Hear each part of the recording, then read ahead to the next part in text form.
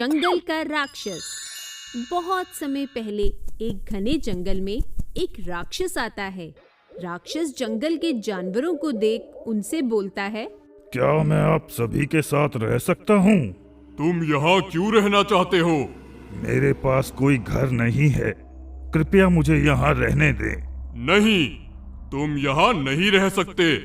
तुम्हें देखकर सारे जानवर डर रहे हैं।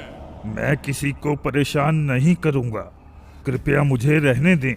मेरे पास रहने के लिए कोई जगह नहीं, मुझे अकेले रहना पसंद नहीं है। महाराज, मुझे लगता है हमें इस राक्षस को यहाँ रहने देना चाहिए। हाँ, हमें हर जरूरतमंद की मदद करनी चाहिए। ठीक है, तुम यहाँ रह सकते हो, लेकिन तुम कभी भी किसी जानवर को नुकसान नहीं पहुँचाओगे। वैसे तुम्हारा नाम क्या है? मेरा नाम बब्बू है और मुझे आपकी कही हर बात मंजूर है। बब्बू जानवरों के साथ जंगल में खुशी खुशी रहने लगता है। धीरे धीरे जानवर बब्बू से दोस्ती कर लेते हैं, लेकिन अभी भी कुछ जानवर बब्बू को नापसंद करते हुए उसकी हर बात में खामी निकालते रहते थे। एक दिन बब्बू चिड़िया की मदद करने के लिए उसके बच्चों को पेड़ की निचली डाली से उठाकर ऊंचाई पर रख रहा होता है। मैंने कहा था इसे यहाँ ना रहने दे। अब देखो, ये चिड़िया बहन के बच्चों को खा रहा है। बंदर की आवाज सुनकर सभी जानवर वहाँ आ जाते हैं। उन सभी के साथ चिड़िया भी वहाँ पहुँचती है। सभी अपनी आंखों से देखो, तुम भी देखो चिड़िया बहन, ये तो मैं आ गया, नहीं तो आज ये राक्षस तुम्हारे बच्चों को खा ही जाता। बंदर भाई, तुम गलत समझ रहे हो। मैं अपना घोंसला निचली डाली से हटाकर ऊंची डाली पर बना रही थी, जिसके लिए मैंने बब्बू भाई से मदद मांगी थी कि वे धीरे से मेरे बच्चों को उठाकर नए घोंसले में रखते। बंदर भाई, हमें पता है कि तुम हम सबकी चिंता करते हो, लेकिन फिर भी तुम्हें किसी के बारे में कुछ भी बोलने से पहले थोड़ा सोचना चाहिए। आखिर बंदर ने ऐसा क्या गलत कर दिया? वह तो बस चिड़िया की भलाई सोचकर ही बोल रहा था। वैसे भी हम इस राक्षस पर भरोसा नहीं कर सकते। काव काव। जानवरों की बात से दुखी होकर बब्बू वहाँ से चला जाता है। बब्बू को जाते देख कबूतर उसके पीछे चला जाता है। कुछ दिन बीत जाते हैं, लेकिन बब्बू जंगल में किसी को भी दिखाई नहीं देता। एक दिन जब सभी जानवर साथ बैठे होते हैं, तो शेर बब्बू के बारे में पूछता है। बहुत दिन बीत गए, लेकिन बब्बू कहीं दिखाई नहीं दिया। क्या किसी को पता है कि वह कहाँ है? नहीं, मुझे तो नहीं पता। जिस दिन बंदर ने बब्बू पर इल्जाम लगाया था, उसी दिन से बब्बू जंगल में कहीं भी दिखाई नहीं दे रहा। मुझे लगता है कि वह जंगल छोड़कर चला गया है। तुम मुझ पर इल्जाम मत लगाओ, इसमें मेरी कोई गलती नहीं है, तुम्हारी ही गलती है। अगर तुम उसे इतना बुरा नहीं बोलते तो वह जंगल छोड़कर नहीं जाता। सभी बातें कर रहे होते हैं, तभी वहाँ बब्बू का हमशक्ल भाई डब्बू आ जाता है, जिसे सभी जानवर बब्बू समझ लेते हैं और उसके पास जाते हैं। तुम कहाँ चले गए थे? हम सभी को तुम्हारी चिंता हो रही थी। मैं तो इस जंगल में पहली बार आया हूँ, तो ये सभी जानवर मुझे कैसे जानते हैं? अच्छा, मुझे लगता है कि मुझसे पहले यहाँ मेरा भाई डब्बू रहता था, तभी ये सभी जानवर मुझसे इतनी अच्छी तरह से बात कर रहे हैं। दोस्त, कुछ तो बोलो, क्या हुआ है? तुम कहाँ चले गए थे?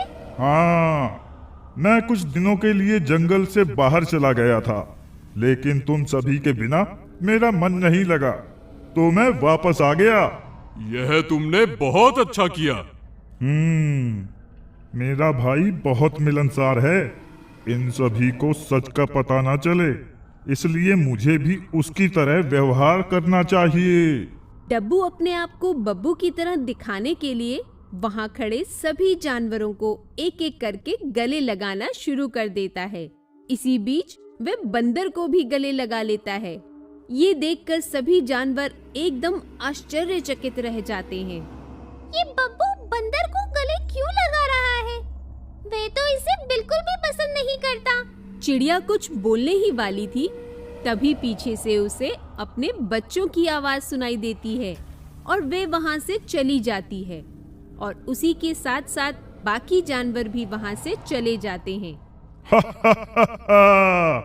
ये सभी मुझे डब्बू समझ रहे हैं। कितने बेवकूफ जानवर हैं।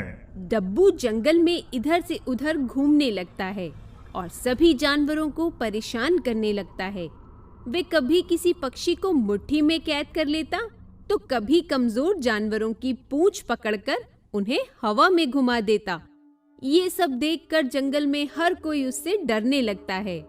पहले बब्बू ने बंदर को गले लगाया और अब ये सब? मुझे तो कुछ गड़बड़ लग रही है। हम तो पहले ही कहते थे कि यह राक्षस सिर्फ अच्छा बनने का ढोंग कर रहा था। मुझे तो भरोसा ही नहीं हो रहा कि यह वही बब्बू है जो हम सभी के साथ इतने प्यार से रहता था। आपको भरोसा करना पड़ेगा, यह वही है। अब उसका कोई जुड़वा तो आएगा नहीं। हाँ, ये मुमकिन हो सकता है कि ये राक्षस बब्बू नहीं बल्कि उसका कोई हमशक्ल हो। सभी जानवर राक्षस के बारे में बात कर रहे होते हैं। तभी वहां कबूतर आता है। कबूतर को देखकर चिड़िया बहुत खुश होती है। अरे दोस्त, तुम कहाँ चले गए थे? बहुत समय बाद दिखाई दिए। बंदर के इल्जाम लगाने के बाद बब्बू उदास होकर जंगल छोड़कर चला गया था और मैं भी उसके साथ चला गया था। उस दिन से आज तक मैं और बब्बू जंगल के पीछे वाली पहाड़ी पर एक गुफा में रहते हैं। आज मुझे तुम सभी की बहुत याद आ रही थी, इसलिए मैं तुमसे मिलने आ गया। और बब्बू वो कहाँ है? वो गुफा में ही है।